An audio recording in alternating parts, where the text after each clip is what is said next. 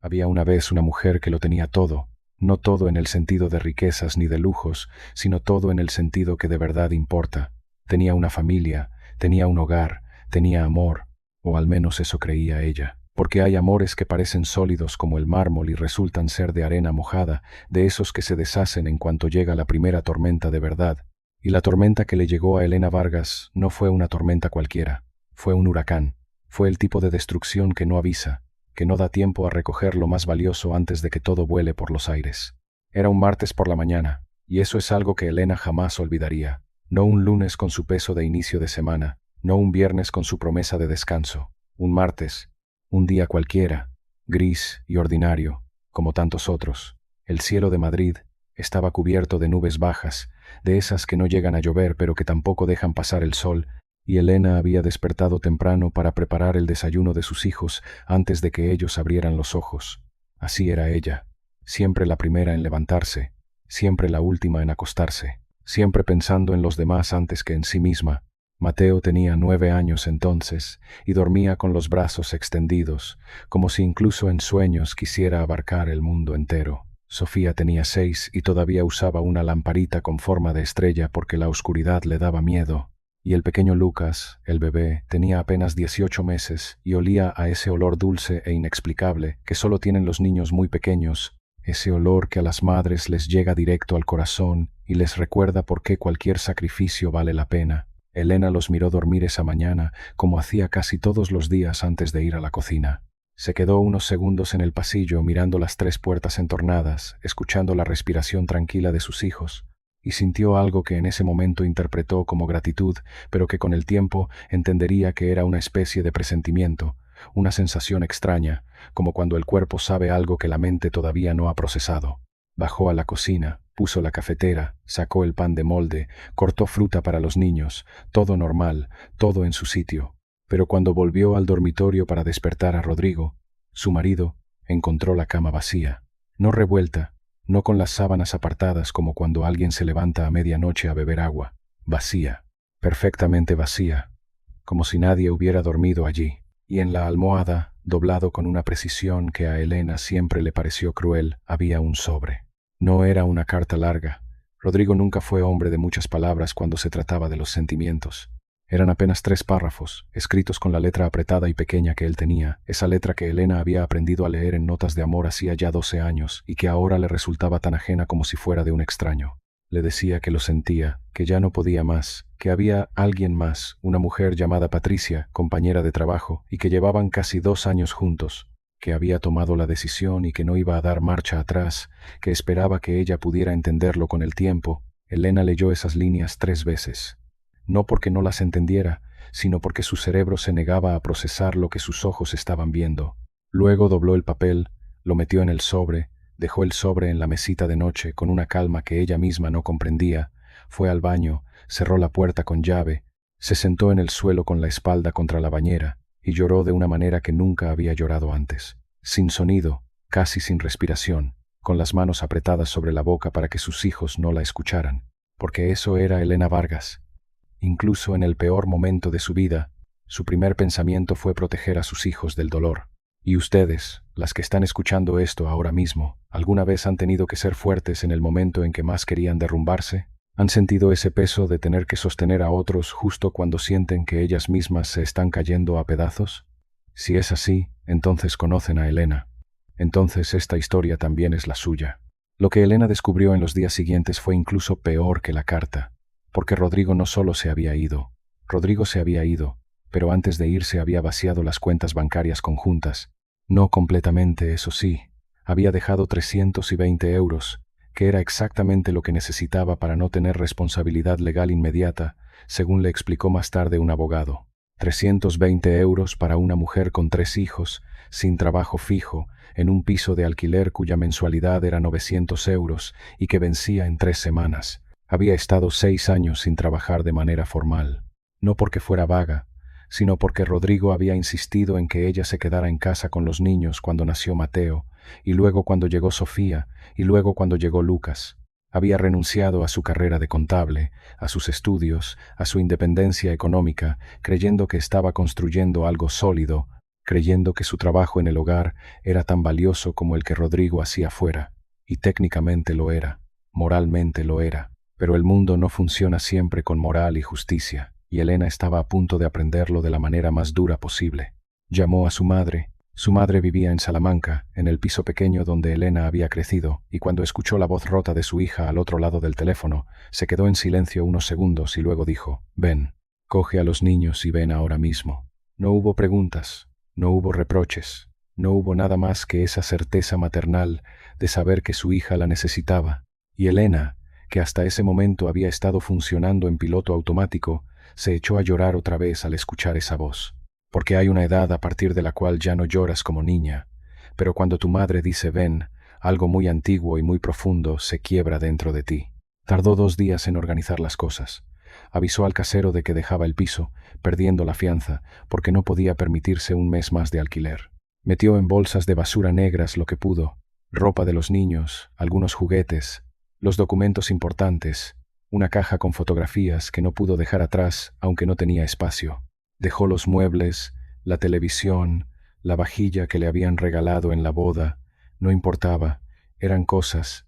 El día que salieron del piso, Mateo la miró con esos ojos suyos tan serios y le preguntó: «Mamá, ¿papá va a venir a buscarnos?».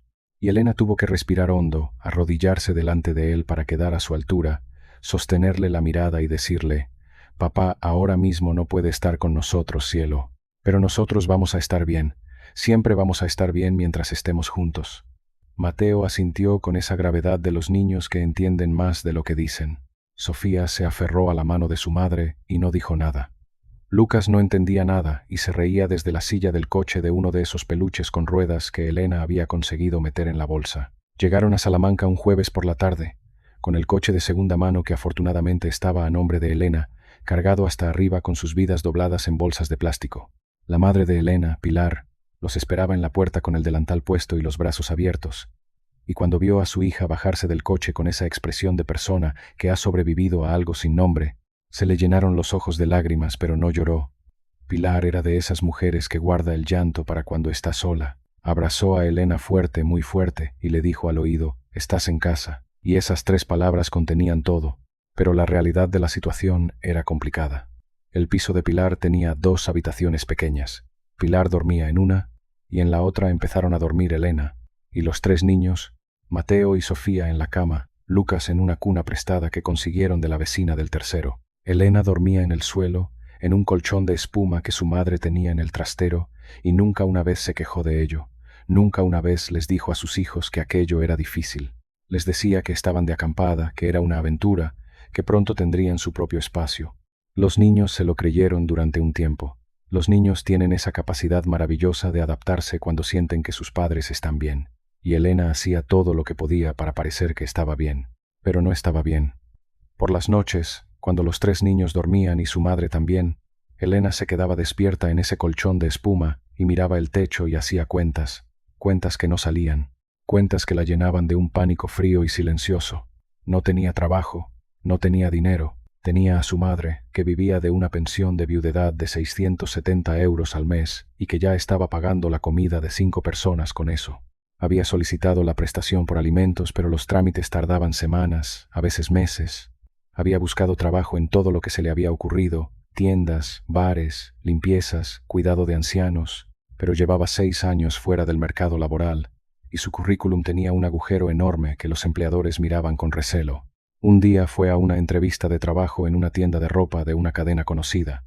Era un puesto de dependienta, media jornada, 600 euros al mes. Cuando la entrevistadora le preguntó por qué llevaba tanto tiempo sin trabajar, Elena respondió con honestidad: había estado cuidando a sus hijos. La entrevistadora asintió con una sonrisa educada y dijo que la llamarían. No la llamaron. En otro sitio, una cafetería cerca del centro, le dijeron directamente que el horario era de 7 de la mañana a 3 de la tarde y que eso requería disponibilidad total. Cuando Elena explicó que tenía 3 hijos y que necesitaba llevarlos al colegio, el encargado le dijo, sin apartar la vista de sus papeles, que entonces no era el puesto adecuado para ella. ¿Saben lo que es eso? ¿Saben lo que es sentir que el mundo te castiga por haber sido madre, por haber elegido cuidar a tus hijos en lugar de mantener tu carrera? Elena lo sabía ahora de una manera que le dolía en los huesos. Y la rabia que sentía no era rabia ciega, era una rabia lúcida y helada, la rabia de quien entiende exactamente la injusticia que está viviendo y no puede hacer nada de inmediato para cambiarla. Pasaron 3 meses, luego 4, el dinero se había acabado por completo. Pilar había tenido que pedir un préstamo pequeño a su hermana para cubrir la factura de la luz de ese mes. Elena lo supo cuando encontró el recibo en la mesa de la cocina y preguntó, y Pilar intentó quitarle importancia y Elena se fue al baño y cerró la puerta y se miró al espejo y se dijo a sí misma, con una voz interior que sonaba más dura y más fría de lo que reconocía como propia, esto tiene que cambiar. Esto tiene que cambiar ahora. Fue esa misma tarde cuando Elena, mientras Lucas dormía la siesta y los mayores estaban en el colegio, se sentó frente al ordenador viejo de su madre y empezó a buscar. No trabajo esta vez. Buscó formación. Buscó cursos gratuitos, buscó programas de reinserción laboral, buscó ayudas para mujeres en situación de vulnerabilidad y encontró algo. Un programa del Ayuntamiento de Salamanca, cofinanciado por fondos europeos, para mujeres mayores de 25 años que habían dejado el mercado laboral por responsabilidades familiares. Ofrecía formación en administración de empresas, prácticas en empresas locales y una bolsa de empleo al finalizar. La duración era de 6 meses. El horario, de 9 a 1 del mediodía, coincidía exactamente con el horario escolar. Elena leyó aquella información 4 veces, despacio, como si tuviera miedo de que desapareciera si la leía muy rápido. Luego cerró el ordenador, fue a la habitación donde dormía Lucas, lo miró dormir, le puso la mano en la espalda para sentir cómo respiraba, y por primera vez en meses sintió algo parecido a la esperanza. No era certeza, no era garantía de nada, pero era una puerta, y Elena Vargas, que había aprendido ya que el mundo no abría las puertas solo, decidió que ella iba a llamar a esa puerta con toda la fuerza que le quedaba. Al día siguiente llamó al teléfono del programa. Le dijeron que había lista de espera, pero que podía apuntarse. Se apuntó. 3 semanas después, la llamaron para una entrevista de selección. Se vistió con la ropa más cuidada que tenía, pidió a su madre que se quedara con Lucas, y fue. La entrevistadora era una mujer de unos 50 años, con gafas y el pelo recogido, que se llamaba Carmen y que tenía esa manera de mirar de quien ha escuchado muchas historias difíciles y no ha perdido la capacidad de escuchar. Elena le contó su situación sin adornos, sin victimismo pero sin mentiras. Le dijo lo que había pasado, lo que tenía, lo que necesitaba, lo que quería conseguir. Carmen la escuchó sin interrumpirla. Al final le dijo, «Te vamos a llamar en 2 semanas». La llamaron en 10 días. Empezó el curso en enero, con frío y con niebla, de esas mañanas salmantinas que cortan los huesos. Dejaba a Lucas en la guardería municipal subvencionada que había conseguido gracias a su situación económica, llevaba a Mateo y Sofía al colegio y luego iba a clase. 4 horas al día, 5 días a la semana, junto con otras 16 mujeres, todas con historias distintas pero con algo en común. Todas habían llegado a un punto en que necesitaban empezar de cero. Había una mujer de 52 años que había pasado 20 cuidando a su marido enfermo. Había una joven de 27 que había tenido que dejar la universidad cuando se quedó embarazada. Había una mujer de origen ecuatoriano que había venido a España sola y que aprendía el español académico a la vez que aprendía informática. Había una señora de 49 años que se llamaba Mercedes y que reía muy fuerte y que en los recreos sacaba siempre galletas de su bolso para compartirlas y que se convirtió en la mejor amiga de Elena en un tiempo sorprendentemente corto. Mercedes fue la primera persona fuera de su familia que supo toda la historia de Elena. Se la contó un miércoles por la tarde, tomando un café después de clase, y Mercedes la escuchó sin decir nada, y al final dijo, «Tía, tu marido es un miserable, pero eso ya lo sabe Dios. Tú ocúpate de lo tuyo». Y Elena se rió de verdad por primera vez en meses, y la risa le salió algo rara, un poco rota, pero era risa, era real. Estudió de una manera que la sorprendió a ella misma. Recordó que de joven había sido buena estudiante, que le gustaban los números, que había algo en el orden de las cuentas y los balances que le resultaba casi estético. Había olvidado eso sobre sí misma durante los años de matrimonio y de maternidad, no porque la maternidad se lo hubiera quitado, sino porque no había habido espacio para recordarlo. Ahora lo recordaba, y le gustaba. Por las noches, cuando los niños dormían, estudiaba. Con la luz baja para no molestar a su madre, con los apuntes sobre la mesa de la cocina y una taza de manzanilla fría a su lado porque se le olvidaba beberla. Estudiaba contabilidad básica, gestión de nóminas, programas informáticos de facturación, Cosas que a mucha gente le parecen secas y aburridas, pero que a Elena le parecían, en ese momento de su vida, como aprender un idioma nuevo, como recuperar una voz que había tenido siempre pero que no había usado. Rodrigo, mientras tanto, había pedido el divorcio por las buenas. Su abogado envió los papeles con una frialdad quirúrgica. Pedía custodia compartida de los hijos, lo que en la práctica significaba que los niños pasarían fines de semana alternos con él y con Patricia en el piso nuevo que habían alquilado en Madrid. Elena lo habló con su abogado de oficio, una mujer joven y directa que se llamaba Alicia y que le explicó sus derechos con una claridad que Elena agradeció inmensamente. El proceso fue largo y doloroso, no por el divorcio en sí, sino por lo que representaba, por los documentos que había que firmar, por las fechas que había que acordar, por la pensión de alimentos que Rodrigo pagaba, 300 euros mensuales por los 3 niños, una cantidad que legalmente era ajustada a sus ingresos declarados, pero que en la práctica era ridícula. Elena la aceptó porque no tenía más opción, y siguió adelante. El primer fin de semana que los niños se fueron con Rodrigo, Elena se quedó en el piso de su madre en un silencio que nunca antes había experimentado. Era un silencio físico, casi tangible, que llenaba cada habitación. Pilar la invitó a ver una película, a dar un paseo, a tomar algo en el centro. Elena dijo que sí a todo y no estuvo presente en nada. Miraba la pantalla del cine y no veía la película. Miraba las calles de Salamanca y no las veía. Solo pensaba en sus hijos, en si estarían bien, en si Sofía habría llevado su oso de peluche, en si Lucas dormiría en una cuna desconocida, en si Mateo estaría haciéndose el mayor para no mostrar que tenía miedo. Cuando los niños volvieron el domingo por la noche, Elena los abrazó en la puerta con una fuerza que Mateo tuvo que recordarle que era demasiado. «Mamá, que me ahogas», dijo él con su tono de niño serio, y Elena soltó una carcajada y los tres rieron, y Pilar miraba desde el pasillo con los ojos brillantes y no decía nada. Así pasaron los meses, así pasó el primer año. Al terminar el curso de formación, en julio, Elena hizo las prácticas en una gestoría pequeña del centro de Salamanca. El dueño se llamaba don Aurelio. Tenía 72 años, llevaba 40 gestionando el negocio él solo y estaba pensando en jubilarse, pero no encontraba a nadie de confianza a quien traspasarlo. Elena llegó para hacer prácticas de 3 meses y se quedó 4 porque don Aurelio fue alargando sus tareas semana a semana, sin darse cuenta o dándose cuenta y no diciendo nada. Era meticulosa, era rápida, aprendía todo lo que le explicaban la primera vez y lo segundo que lo hacía ya no necesitaba que le explicaran. Tenía una capacidad de concentración que don Aurelio atribuía a que las madres aprenden a trabajar en condiciones de ruido y distracción que a cualquier otra persona le resultarían imposibles y que Elena confirmaba en silencio porque era exactamente así. Al final del 4.º mes, don Aurelio la llamó a su despacho, le ofreció un café que Elena rechazó porque el café de la cafetera de don Aurelio sabía a cartón quemado y le dijo: «Elena, me voy a jubilar el año que viene. Pero antes necesito saber que aquí hay alguien que lleva esto como se merece». Hubo una pausa. «¿Cuánto necesitarías ganar para quedarte?». Elena tardó un momento en procesar lo que estaba escuchando. Luego dijo una cifra. Don Aurelio frunció el ceño, negoció, llegaron a un acuerdo.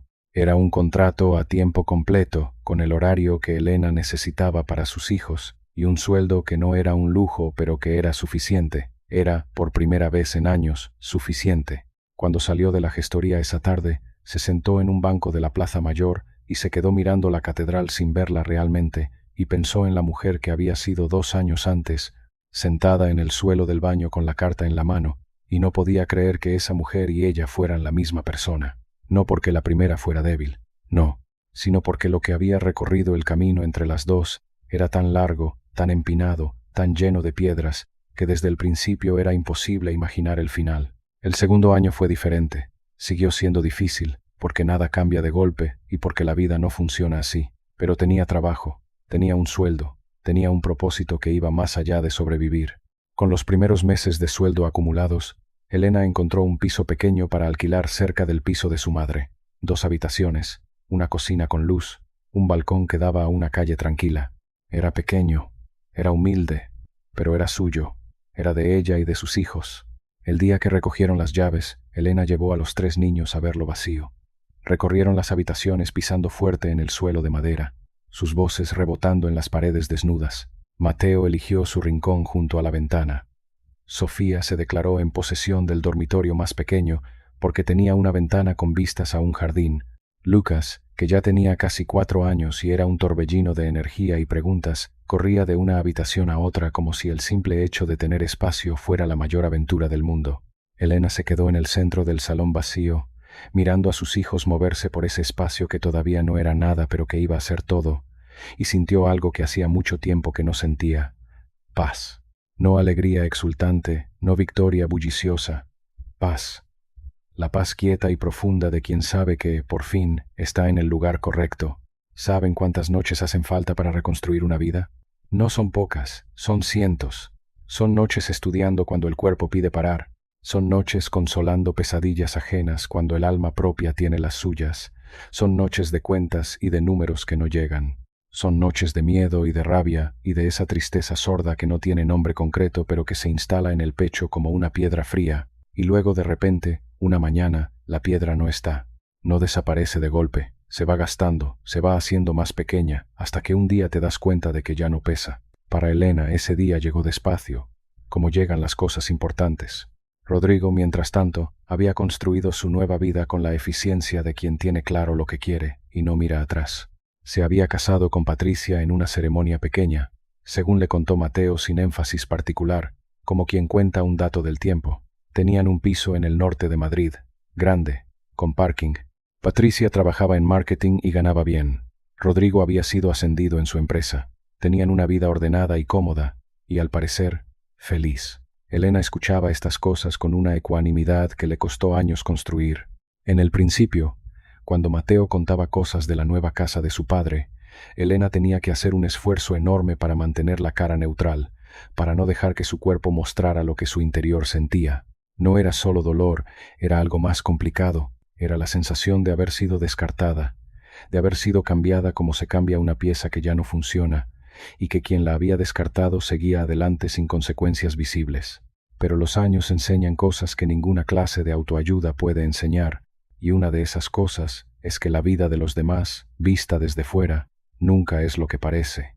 Y otra es que el tiempo pone a cada cosa en su sitio, no siempre con la velocidad que uno quisiera, pero siempre, siempre, con una exactitud que puede llegar a parecer perfecta. Los hijos crecían. Mateo, que había sido ese niño serio y grave, se convirtió en un adolescente con una inteligencia afilada y una lealtad profunda hacia su madre, que nunca expresaba en palabras, pero que se notaba en cada cosa pequeña, en cómo la ayudaba sin que ella pidiera, en cómo defendía a Elena frente a cualquier comentario de su padre que no le parecía justo. Sofía creció siendo creativa y sensible, con una pasión por el dibujo que la llevaría años después a estudiar diseño. Lucas, el pequeño, el bebé que no entendía nada aquella mañana en que todo se rompió, creció siendo el más alegre de los tres, con una risa fácil y una generosidad natural que hacía que todo el mundo le quisiera. Elena los miraba crecer con ese orgullo silencioso que tienen las madres que saben lo que ha costado. No era el orgullo de quien lo ha tenido fácil, era el orgullo de quien ha peleado por cada paso, de quien ha trabajado doble jornada durante años, de quien ha dormido mal y comido poco, y aún así ha estado presente en cada función del colegio, en cada cumpleaños, en cada noche de fiebre, en cada conversación importante. En la gestoría, Elena fue creciendo profesionalmente de una manera que sorprendió a todos y a ella la primera. Cuando don Aurelio se jubiló, como había prometido, le traspasó el negocio en unas condiciones favorables que Elena tardó 5 años en liquidar, pero que liquidó hasta el último céntimo. Amplió la cartera de clientes, contrató a una auxiliar administrativa, abrió una segunda oficina. No se hizo rica, pero construyó algo. Construyó algo que era suyo, que nadie le podía quitar, que había levantado con sus propias manos desde el suelo. Pasaron 7 años desde aquella mañana de martes con el sobre en la almohada. 7 años en los que Elena Vargas había muerto y vuelto a nacer, no de manera dramática, no con fuegos artificiales, sino de la manera más real y más difícil que existe, día a día, hora a hora, decisión a decisión. Mateo tenía 16 años, Sofía 13, Lucas 9. Vivían en ese piso que Elena había alquilado y luego, gracias a una hipoteca que tardó 3 años en conseguir que le aprobaran, había comprado. Era suyo, del banco y suyo, pero suyo. Fue un sábado de octubre cuando el teléfono sonó con el número de Rodrigo. No era raro que llamara. Llamaba habitualmente para coordinar los fines de semana con los niños, aunque los niños a esas alturas ya empezaban a tener sus propias opiniones sobre cómo querían pasar su tiempo. Elena contestó sin pensar nada en particular. La voz de Rodrigo al otro lado era diferente. Elena lo notó de inmediato, antes incluso de que él dijera nada relevante. Había algo en el tono, algo que ella, que había convivido con él durante 12 años, reconoció instantáneamente como fragilidad. Rodrigo no era bueno mostrando fragilidad. Lo escondía detrás de frases cortas y de una brusquedad que muchos interpretaban como carácter fuerte y que en realidad era miedo. Le dijo que necesitaba hablar con ella, no sobre los niños, sobre otra cosa. Le preguntó si podían quedar. Elena tardó unos segundos en responder.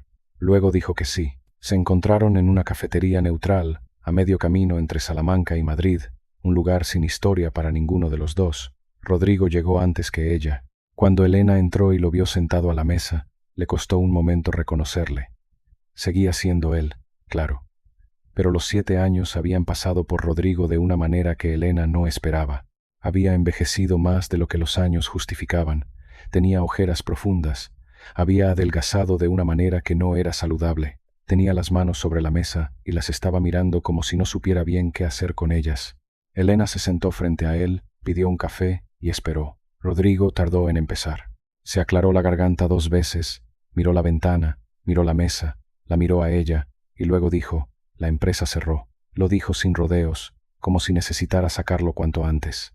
La empresa donde llevaba trabajando 15 años había quebrado 6 meses antes. Había cobrado una indemnización que se había gastado en pagar deudas. Llevaba 5 meses buscando trabajo sin encontrarlo. Patricia y él estaban atravesando una crisis grave, y la pensión de los niños, que ya de por sí era escasa, llevaba 2 meses sin pagarse.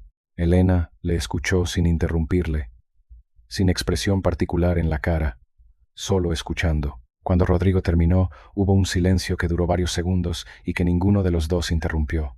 Luego Elena preguntó: «¿Y qué quieres de mí, Rodrigo?». Él bajó la vista. Y entonces Elena entendió, con una claridad que casi la dejó sin aire, que Rodrigo había venido a pedirle ayuda. No dinero, exactamente, sino tiempo. Había conseguido una entrevista para un puesto en Salamanca, un puesto menor al que había tenido, con un sueldo menor, pero un trabajo al fin. Y necesitaba quedarse unos días en Salamanca para la entrevista y para algunos trámites, y no tenía dónde alojarse porque no podía permitirse un hotel. La petición era tan absurda, tan enormemente absurda a la luz de todo lo que había pasado, que Elena necesitó un momento para asegurarse de haber entendido bien. Y cuando confirmó que sí había entendido bien, ocurrió algo que ella no esperaba, algo que no era lo que el dolor antiguo le habría hecho sentir. No sintió rabia, no sintió satisfacción vengativa, sintió algo mucho más complejo y mucho más difícil de nombrar. Sintió la distancia exacta entre la persona que había sido cuando se cayó al suelo del baño con la carta y la persona que era ahora, sentada con la espalda recta en esa cafetería, con un negocio propio, con 3 hijos creciendo bien, con una vida que había construido ladrillo a ladrillo. Le dijo a Rodrigo que no podía ayudarle de esa manera. Se lo dijo sin crueldad y sin rabia. Se lo dijo con esa calma que no es indiferencia, sino algo que viene después de la indiferencia, algo más maduro y más libre. Le dijo que esperaba que encontrara el trabajo. Le dijo que si encontraba el trabajo, esperaba que retomara los pagos de la pensión de los niños porque ellos lo necesitaban. Le dijo que para cualquier cosa relacionada con los niños, ella siempre estaría disponible porque eso era lo que había que hacer. Y luego se levantó, dejó su café a medias y se fue. Caminó por el aparcamiento hacia su coche, y cuando llegó se sentó dentro sin arrancar todavía, y se quedó mirando por el parabrisas el cielo gris de ese sábado de octubre, y pensó en la mujer que había salido de aquel piso de Madrid 7 años antes con 3 hijos y bolsas de basura negras y 320 euros en la Progradados cuenta. Y pensó en la mujer que era ahora, y no lloró. No esta vez sonrió, pero la historia no acaba ahí, porque la vida, cuando decide mostrarte que has ganado, no lo hace a medias. 3 semanas después de ese encuentro en la cafetería, Elena recibió una llamada de un número desconocido. Era una mujer que se presentó como directora de recursos humanos de una empresa de consultoría financiera con sede en Madrid. Le explicó que habían llegado a ella a través de un contacto mutuo, que habían revisado su perfil profesional y la trayectoria de su gestoría, y que querían ofrecerle colaborar con ellos como asesora externa. No era un trabajo al uso, era una colaboración que Elena podría gestionar desde Salamanca, con viajes ocasionales a Madrid, con una remuneración que triplicaba sus ingresos actuales. Elena escuchó toda la explicación con cuidado, Hizo las preguntas correctas, pidió que le mandaran la información por escrito, dijo que lo estudiaría. No dijo sí de inmediato, aunque por dentro algo se estaba moviendo de una manera que reconocía ya como buena señal. Lo habló con su contable, con su abogado, con Mercedes, que seguía siendo su mejor amiga y que cuando escuchó los números se puso a aplaudir en el bar donde tomaban café los jueves. Lo aceptó. Lo que Elena no sabía en ese momento, y que descubrió algunas semanas después en una conversación casual, era el origen de esa llamada. El contacto mutuo que había recomendado su nombre era Carmen, la mujer de gafas y pelo recogido que la había entrevistado para el programa de formación 7 años antes.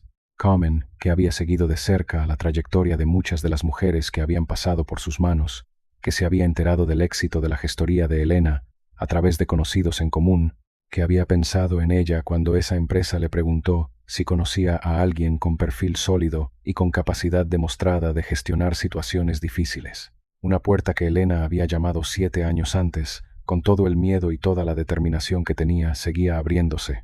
Las puertas que tocamos con honestidad y con esfuerzo, en algunas ocasiones siguen abriéndose años después, de maneras que no podemos imaginar cuando las tocamos por primera vez.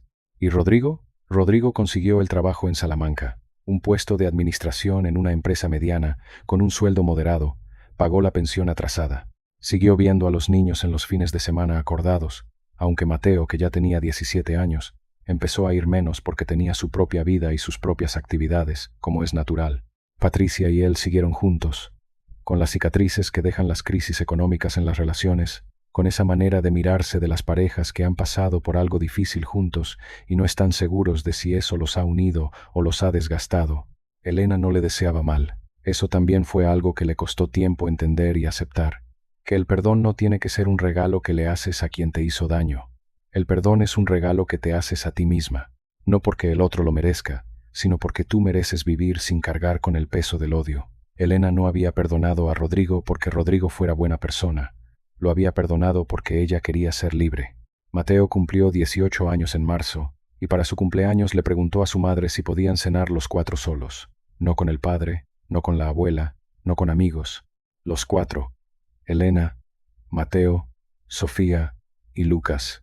Elena preparó su especialidad, el pollo al horno con patatas que los niños habían pedido desde que eran pequeños, y pusieron la mesa con el mantel bueno que guardaban para las ocasiones, y encendieron velas, que Sofía dijo que hacían todo más bonito.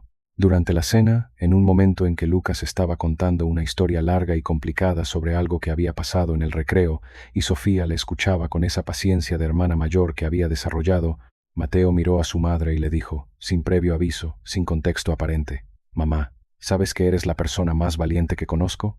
Elena le miró. Mateo era ya casi tan alto como ella. Tenía los ojos de su abuela Pilar, serios e inteligentes, y la miraba con una expresión que no era la de un niño, sino la de alguien que ha reflexionado durante mucho tiempo sobre algo antes de decirlo. Elena abrió la boca para decir algo, para quitarle hierro, para hacer ese gesto de las madres de restar importancia a sus propios méritos, pero algo la detuvo, y en vez de eso dijo simplemente: «Gracias, hijo». Y fue suficiente, fue más que suficiente.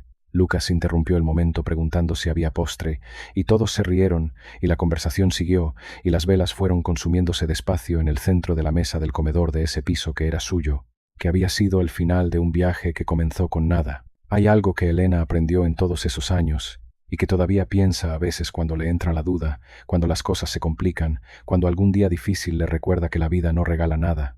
Lo que aprendió es esto: que el final de una historia no siempre es el final que imaginabas cuando estabas en el suelo. A veces es mejor. No mejor porque haya llegado la venganza, no mejor porque el que te hizo daño haya sufrido exactamente lo que merecía, mejor porque tú te convertiste en alguien que nunca habrías sido si todo hubiera ido como planeabas. Esa es la paradoja cruel y maravillosa de las crisis profundas. Te destruyen la vida que tenías, y en los escombros de esa vida hay material para construir algo que es completamente tuyo. Algo que nadie te puede quitar porque nadie te lo dio, algo que tiene los arañazos de tus manos en cada piedra. Hubo un momento, unos meses después de la oferta de la consultoría, en que Elena tuvo que ir a Madrid por primera vez desde que se había ido 7 años antes. Era una reunión de trabajo, en las oficinas de la empresa con la que colaboraba, en un edificio de cristal en el norte de la ciudad. Llegó en tren, cogió un taxi, y mientras el taxi atravesaba las calles de Madrid en un atasco de media mañana, miró por la ventanilla con esa sensación extraña de reconocer un lugar en el que ya no vives, en el que fuiste otra persona. El taxi pasó, por casualidad, o por el azar que a veces tiene sus propias intenciones, por el barrio donde había vivido con Rodrigo y los niños, por la calle donde estaba el colegio de Mateo, por la panadería donde compraba el pan los sábados. Todo seguía igual y todo era completamente distinto, porque la que lo miraba era otra. La reunión fue bien, fue más que bien. Los directivos de la empresa la escucharon con una atención que no estaba acostumbrada a recibir en entornos formales. Hicieron preguntas inteligentes sobre sus propuestas, tomaron notas. Al final, uno de ellos le preguntó cómo había desarrollado esa capacidad para encontrar soluciones en situaciones de recursos limitados, y Elena pensó en la respuesta adecuada durante un segundo y luego dijo, con una sonrisa pequeña, la práctica. El directivo asintió pensando que hablaba de experiencia profesional. Elena pensaba en otra cosa. Cuando salió del edificio de cristal y caminó hacia la parada de taxi, el sol de noviembre caía bajo y lateral. De ese modo que tiene el sol de otoño, de iluminar las cosas desde un ángulo que las hace parecer más reales, más nítidas. Elena caminó despacio, sin prisa, con el maletín en la mano y el abrigo que se había comprado el mes anterior, su primer abrigo caro, el primero que se compraba para ella sola sin pensar en si el dinero alcanzaba para otras cosas. Pensó en Pilar, su madre, que esa mañana le había mandado un mensaje de voz con 2 minutos de instrucciones sobre cómo recalentar la comida que había dejado preparada para los niños, instrucciones que los niños no iban a necesitar porque tenían 14, 11 y 10 años, pero que Pilar daba igual porque era así, porque el amor de las madres no conoce la proporcionalidad. Pensó en Mercedes, que la semana siguiente empezaba en un nuevo trabajo en una empresa de logística y que le había mandado un audio de WhatsApp de 4 minutos celebrándolo con la energía propia de alguien que lleva toda la vida mereciendo cosas buenas. Pensó en don Aurelio, que vivía retirado en un pueblo cercano y que de vez en cuando llamaba a la gestoría para preguntar cómo iba todo, y cuya voz, cada vez que escuchaba la palabra bien, sonaba con una satisfacción que Elena entendía como orgullo propio.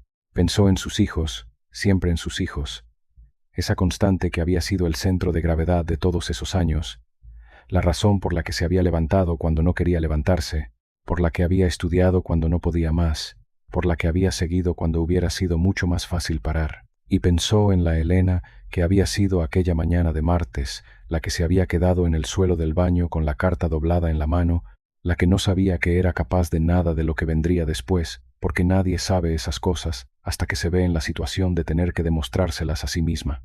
Esa Elena merecía saber en lo que se iba a convertir, merecía saber que sus hijos iban a estar bien, merecía saber que aquel martes gris no era el final, sino, aunque era imposible verlo entonces, el principio de algo. Pero la vida no funciona así. La vida no manda mensajes del futuro para consolar el presente. La vida solo te da el presente, y en el presente tienes que encontrar las razones para seguir. Y Elena las había encontrado una y otra vez, en los sitios más pequeños y más inesperados, en la risa de Lucas corriendo por el piso vacío, en las galletas de Mercedes, en el recreo del curso de formación, en la voz de su madre diciendo, «Estás en casa», en la mirada de Mateo diciéndole que era la persona más valiente que conocía.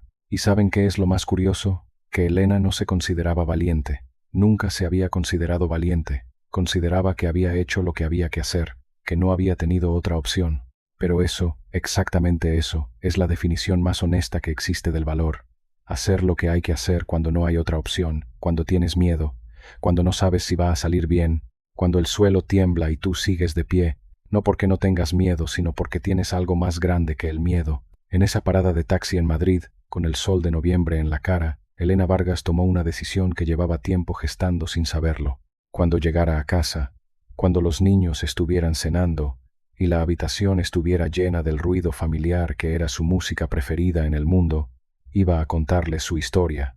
No toda, no los detalles que todavía dolían un poco, no las noches del suelo, ni las entrevistas de trabajo que no salían, ni las lágrimas silenciosas en el baño, pero sí lo esencial. Les iba a contar que hubo un momento en que su madre no sabía cómo iba a salir adelante, y que salió adelante, y que ese es el único mensaje que necesitan guardar para cuando la vida les ponga en su propio suelo, que se sale, que siempre se sale.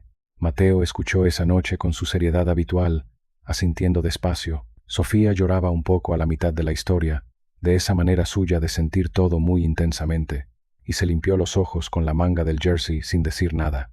Lucas, fiel a sí mismo, preguntó si podían tener un perro ahora que las cosas iban bien, y la solemnidad del momento se rompió en carcajadas, y la respuesta fue quizás, que era lo que en casa significaba probablemente sí.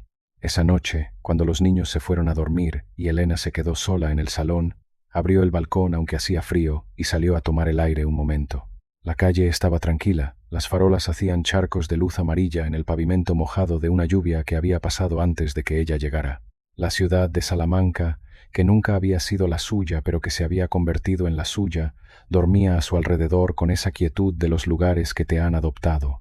Pensó en todo lo que había pasado, pensó en los años, pensó en la persona que era y en la persona que había sido, y pensó, no por primera vez, pero sí con una claridad nueva, que si pudiera volver a aquella mañana de martes y decirle algo a la Elena del suelo del baño, no le diría que todo iba a ir bien, porque en ese momento no había certeza de eso.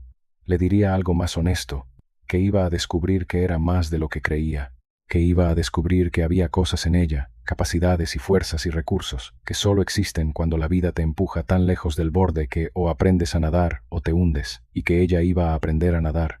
Cerró el balcón, apagó las luces del salón, fue a revisar que los niños estuvieran tapados, como hacía todas las noches desde que eran pequeños, ese ritual que no tiene nombre, pero que es quizás el acto más puro de amor que existe. Comprobar que los que quieres están a salvo mientras tú estás despierta. Lucas dormía con los brazos extendidos, como Mateo cuando era pequeño, como si incluso en sueños quisiera abarcar el mundo. Sofía había dejado su lamparita encendida, ya no de estrellas sino una pequeña de diseño que ella había elegido, porque algunas costumbres son de esas que uno guarda sin saber por qué. Mateo dormía boca abajo, con el libro que estaba leyendo todavía abierto en la almohada a su lado. Elena los miró, los tres, uno por uno, y luego fue a su habitación, la primera habitación que en su vida adulta había sido solo suya, y se acostó y apagó la luz y durmió. Durmió profundo y tranquilo, como se duerme cuando uno ha ganado algo que no tiene nombre pero que pesa y vale más que cualquier cosa que se pueda comprar o que nadie te pueda dar o quitar. Hay mujeres en el mundo que ahora mismo están en el suelo del baño con una carta en la mano. Hay mujeres que están mirando el techo a las 3 de la madrugada, haciendo cuentas que no salen. Hay mujeres que están en una entrevista de trabajo respondiendo preguntas sobre un agujero en el currículum que se llama Mis hijos. Hay mujeres que están en un tren con bolsas de plástico y 3 niños que no saben exactamente lo que está pasando, pero que confían en ellas completamente. Para esas mujeres, esta historia es un mensaje. No de que todo va a ir bien, porque nadie puede garantizar eso, sino de que hay un tipo de fuerza que no se descubre hasta que no hay otra opción que encontrarla, y que esa fuerza existe, que existe en cada una de ellas, guardada en un lugar que todavía no han tenido que abrir. Elena Vargas no era extraordinaria antes de que todo se rompiera. Era una mujer normal, con una vida normal, con miedos normales y con esperanzas normales. Lo que la hizo extraordinaria no fue lo que le pasó. Lo que la hizo extraordinaria fue lo que decidió hacer con lo que le pasó. Esa decisión siempre estuvo disponible, siempre estuvo ahí, esperando. La diferencia es que ella la tomó, y quizás esa es la pregunta que vale la pena hacerse. No solo al ver esta historia, sino en cualquier momento en que la vida se complique, en que el suelo se mueva, en que todo lo que parecía sólido resulte ser más frágil de lo que creíamos. ¿Qué voy a decidir hacer con esto? No con lo que tenía antes, no con lo que esperaba tener, sino con esto, con lo que hay ahora mismo, con los pedazos que quedan, porque con los pedazos siempre se puede construir algo, no siempre lo mismo, a veces algo completamente diferente, a veces algo mejor. Elena Vargas lo hizo, y no porque tuviera suerte, aunque la tuvo en algunas cosas, no porque tuviera apoyo, aunque lo tuvo, el de su madre, el de Carmen, el de Mercedes, el de don Aurelio. Lo hizo porque en cada momento en que el camino se cerró, buscó otro camino. En cada momento en que la puerta no se abrió, buscó otra puerta. En cada momento en que la vida le dijo no, ella respondió. Entonces, busco cómo, y eso, al final, es todo. No hay más secreto que ese. No hay fórmula mágica, no hay atajo, no hay manera de evitar el dolor ni las noches difíciles, ni las cuentas que no salen, pero hay una manera de atravesar todo eso y salir al otro lado siendo más de lo que eras. Y esa manera se llama no parar. Cuando Elena, años después de todo esto, Empezó a hablar en algunos eventos locales sobre reinserción laboral femenina, sobre lo que había aprendido en su proceso, sobre los programas que la habían ayudado y cómo funcionaban. Una mujer del público le preguntó una vez qué había sido lo más difícil, y Elena pensó en la respuesta durante un momento, porque era una pregunta que merecía una respuesta honesta, y dijo: lo más difícil no fue la pobreza, ni el trabajo, ni el cansancio. Lo más difícil fue creerme que merecía salir adelante. Creerme que tenía derecho a construir algo, porque hay una voz interior, después de que alguien te abandona, que te dice que si te dejaron es porque no eras suficiente, y esa voz es la más peligrosa de todas, y la primera batalla, la más importante, es contra esa voz. Nadie aplaudió, no porque no les importara, sino porque el silencio que siguió a esas palabras era del tipo que vale más que cualquier aplauso. Era el silencio de las personas que reconocen en lo que acaban de escuchar algo que habían sentido pero que no habían sabido nombrar. Y eso es, al final, lo que hace que una historia importe, no los giros dramáticos ni las victorias espectaculares, sino los momentos en que una historia le dice a alguien: lo que sientes tiene nombre. Lo que estás viviendo lo ha vivido alguien más, y esa persona salió, y tú también puedes salir.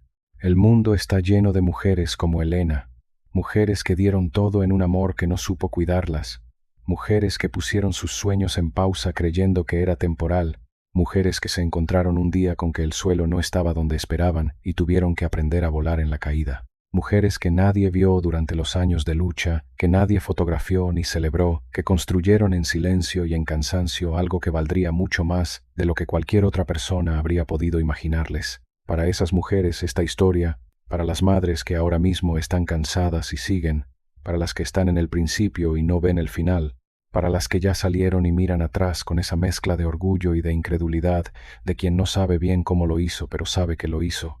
Elena Vargas, 43 años, gestora financiera, asesora externa, madre de 3, hija de Pilar, amiga de Mercedes, la mujer que alguien dejó en la calle creyendo que eso era el final.